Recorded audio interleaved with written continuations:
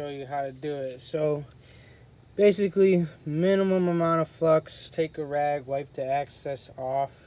You don't want a lot of flux in there. Basically, you're gonna heat, one side and apply this solder from behind. So I'll kind of show you here.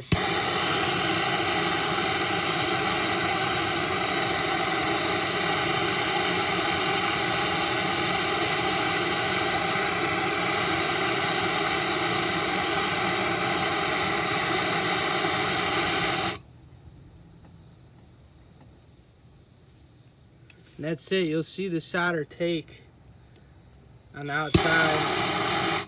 You'll see the flux pop up like you see there. And that's really it, to it. We'll do the bottom here too.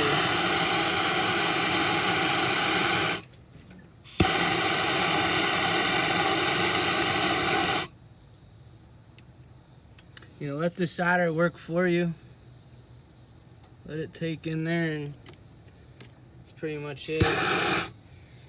Got a little booger on the back because it's not really like the best position, and I melted my box for you.